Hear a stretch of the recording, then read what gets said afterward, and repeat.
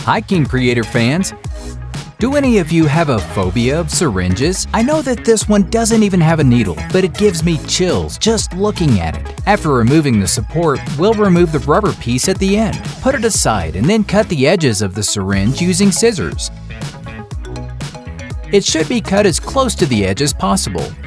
The next step will be to heat up a sharp metal object like the utility knife I have here and cut a small, square piece like you see on the screen. Unfold an ordinary paper clip, leaving only a little hook at the end.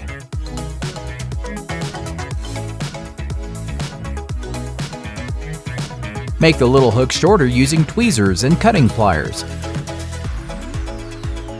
We'll go back to that creepy syringe to insert the unfolded paper clip from the inside. Take a round bead and add it to the clip from the outside. To make sure nothing slips out of place, bend the clip as shown in the video and cut off the excess. You'll need a Pringles container. Do you see how nice today's design is? With a saw or hacksaw, cut off the base of the can. Don't be fooled, it's pretty hard to cut. With a marker you have nearby, draw a kind of handle on the lid. I recommend that you use oil-based or permanent markers to avoid smudging when you run your fingers over it. We can color in the entire center part to remind us to cut that piece as well. I'll cut it with a ninja chop of my scissors, but I recommend that you use an electric saw or hacksaw. Heat up a piece of the excess paper clip we cut by approaching it to the hot cutter, as I do, or by holding it near a flame. After piercing the nozzle of our syringe, bend the legs of the key we created with tweezers. Put some superglue on both arms and insert them through the openings we created a few seconds ago.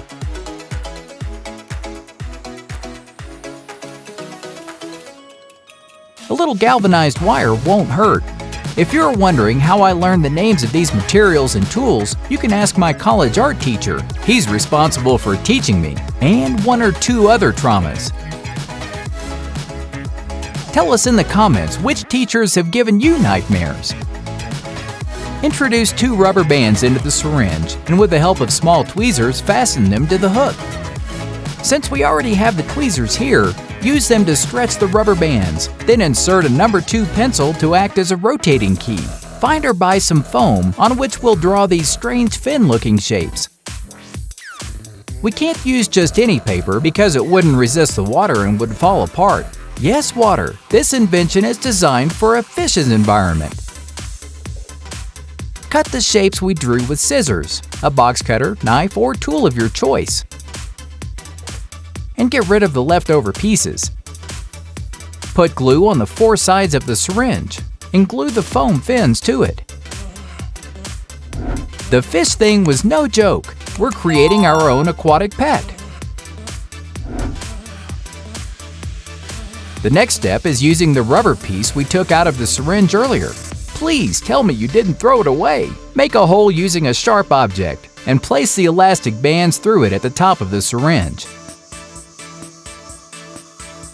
It's practically ready, but on this channel, we like to give things an extra touch, and honestly, this doesn't look like Nemo yet, let alone any fish. To give the tail a better look and to make it move more in water, place a few pieces of adhesive tape on it. The first layer can be masking tape, but the second one must be duct tape, the tape that not even Hercules could break. Besides, this will protect the first layer from getting wet and will make it firmer. We can make a V-cut. How cruel would it be if we didn't give him a pair of eyes to see where he's going? Choose the color you like most. I'll use blue since it's the same color as the fins. Put glue on both sides of the syringe and add the eyes on. Now that looks better, don't you think? It reminds me of those Chinese koi fish kites that they have at their festivals. We only need to put a leash on our new pet, which we'll do by tying this transparent thread to one of the sticks. Also, prepare the hook in case it escapes. You can take it out for a swim to see how it performs against the current. I'll call mine Mrs. Betsy. Mrs. Betsy, stop playing. It's time for tea. For the next invention, we'll need a bottle cap. But unlike other inventions, this time we'll need the bottle cap, nozzle and all. Cut 2 of them with a saw. Obviously, we can't leave all those imperfections on the edges of the nozzle, so sand them down with a fine water sandpaper. Smooth as a baby's bottom. Put them aside and take another bottle cap. Make sure they're from the same brand so that everything matches. After cutting out the top part of the cap, remove the edges with scissors. Then cut 3 small pieces from the ridged piece.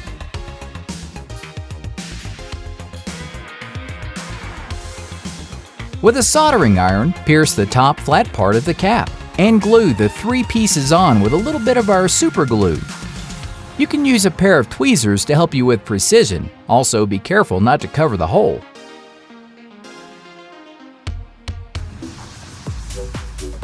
Pierce one of the other 2 caps with the soldering iron. Guess where this little engine will go? That's right, in the hole we just made. Next, insert the motor into the cap with 3 blades and secure it with super glue on both sides. Close the screw cap and bring the battery to it to test the suction power of our motor.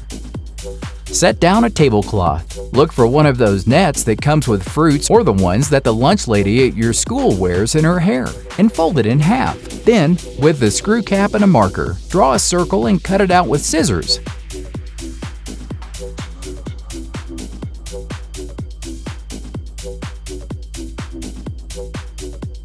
This process must be done with extreme delicacy to avoid breaking the net.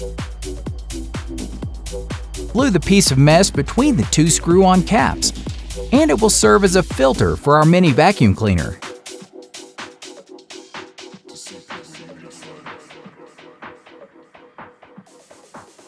On the part with the motor, make a few holes with the soldering iron. They shouldn't be too big or too small. We'll make a hole in the other lid, but this time on the top and off to the side. It has to be big enough to fit one of these straws. Glue it tightly so there's not even a crack, and then cut it in half. Make one more diagonal cut to give it full access to every corner we want to clean. Put some super glue on the base of the battery and join it to the motor on the caps. Find a switch like the ones in cartoons and attach it to the top of the motor. All that's needed are the famous cables with a clasp that always accompany the batteries on this channel. After attaching it to the battery, connect the red wire to one of the switch pins and the black wire to the motor pin. Then, with a piece of copper wire, attach the switch to the motor. Secure all the wires with some solder and a soldering iron. Now, everything is ready. All we need to do is press the little red button, and it'll suck up your granny's soul. Look how easy it is to pick up small dirt particles. Above all, it will help me to vacuum my car. Did I ever tell you that I bought a small vacuum cleaner for my car and it broke down the first time I used it? Since then, I've had this invention in mind. I assure you that this homemade vacuum cleaner will last longer than my supermarket vacuum cleaner did. If we open the waste compartment, we can see all the dirt that our invention collected. For the last invention of the day, you'll need a ping pong ball. With a permanent marker, draw a circle on the ball and cut it out following the line with a box cutter.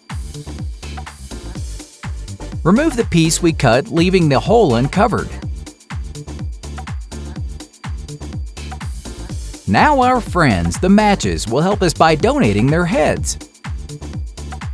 With cutting pliers, remove the tops of several of them.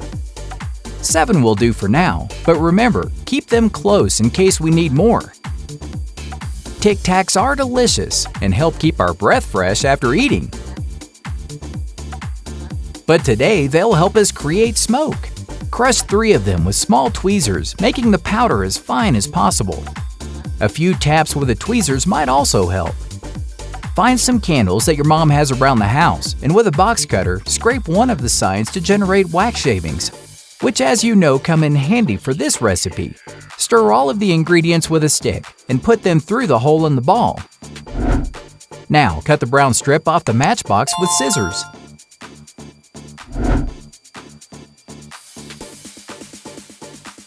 Once cut, fold it in half.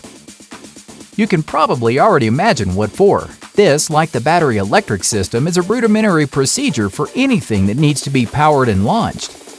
Take a ring from a bunch of keys you have in your possession and place it in the center of the folded strip to act as a grip. Secure it with the glue of your choice to avoid mistakes when lighting your smoke ball. Find a short wick and attach it to a pair of matches using hot glue. Place it in the middle of the striking strip and secure it with a rubber band to generate pressure so that the physics work as they should. 2 times around should be enough. It should look like this. Place a small dot of hot glue on one edge of the hole and glue the trigger all the way in. And that's it! If you like, you can label your invention with a marker so you don't forget its function. I don't think it's necessary, but I'll do it just in case. Just pull the ring firmly and enjoy. Remember to throw it far away from you because it will get very hot.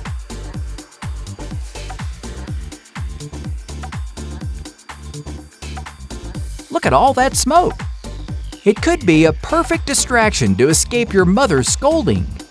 Thanks for watching our inventions made out of household items today. Follow my channel if you'd like to learn more about making simple yet incredible inventions. Also, click on the link to see more videos about my amazing inventions. Click on the link to subscribe to my channel so that you don't miss any of my videos. Thank you so much for watching this tutorial. Until next time,